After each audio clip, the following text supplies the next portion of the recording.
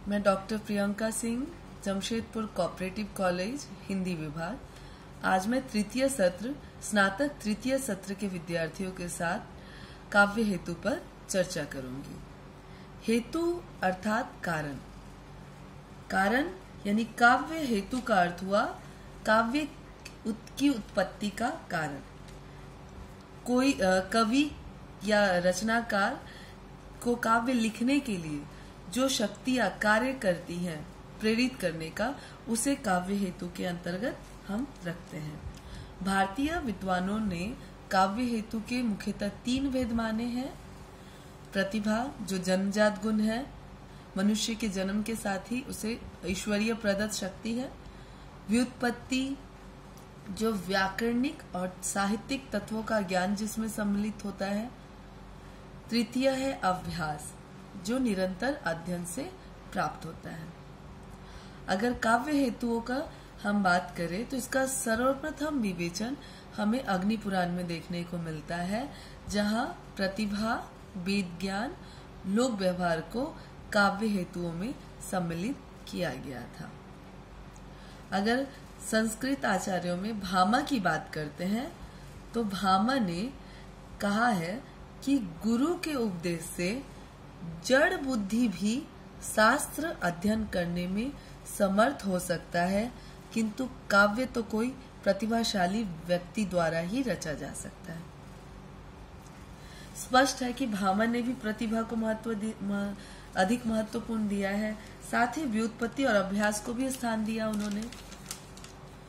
आचार्य दंडी ने अपने ग्रंथ काव्य आदर्श में प्रतिभा, अभ्यास और लोक व्यवहार को काव्य हेतुओं के रूप में मान्यता दी है। उनकी मान्यता के अनुसार नैसर्गिकी च प्रतिभा श्रुतम च बहुत निर्मलम आनंदश्चाभियोग अस्य कारणम काव्य संपदा।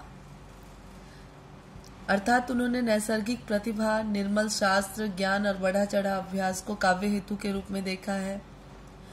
बामन ने भी प्रतिभा को जन्मजात गुण मानते हुए इसे काव्य का प्रमुख हेतु स्वीकार किया है। कवित्व बीजम प्रतिभानम कवित्वस्य बीजम, यानी उन्होंने भी प्रतिभा को काव्य हेतु का सर्वप्रमुख काव्य हेतु माना है प्रतिभा को।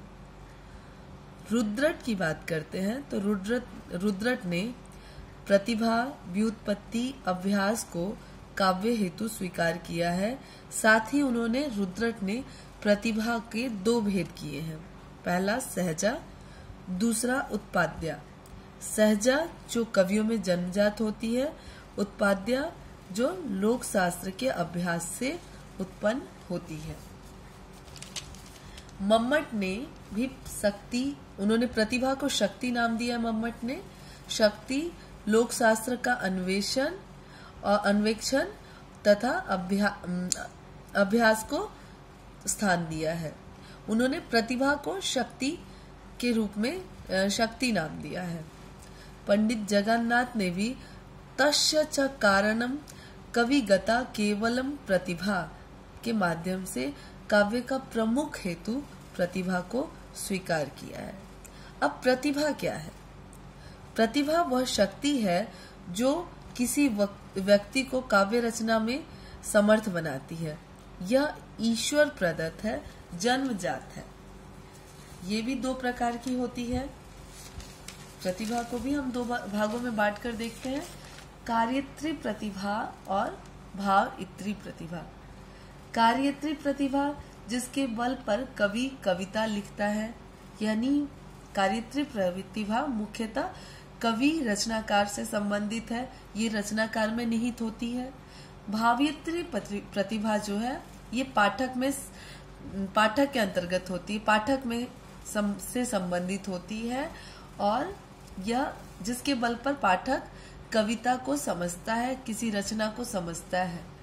तो ये जो रचना पाठकों में जो ये समझ पैदा करती है, ये इस समझ को हम भावयित्री प्रतिभा के अंतर्गत रखते हैं।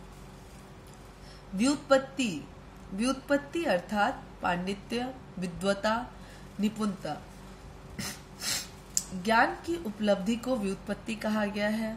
शास्त्रार्थ ज्ञान को व्युत्पत्ति कहा गया है। व्युत्पत्ति के माध्यम से उचित अनुचित का ज्ञान होता है, सही गलत का बोध होता है। तभी व्युत्पत्ति के संबंध में राजशेखर कहते हैं उचितानुचित विवेको व्युत्पत्ति, अर्थात उचित अनुचित का विवेक ही व्युत्पत्ति है। प्रतिभा जन्मजात है, लेकिन अगर व्युत्पत्ति नहीं रहे, अगर उचित अनुचित का ज्ञान नहीं रहे, तो रचना में बहुत सी त्रुटियां आ सकती हैं।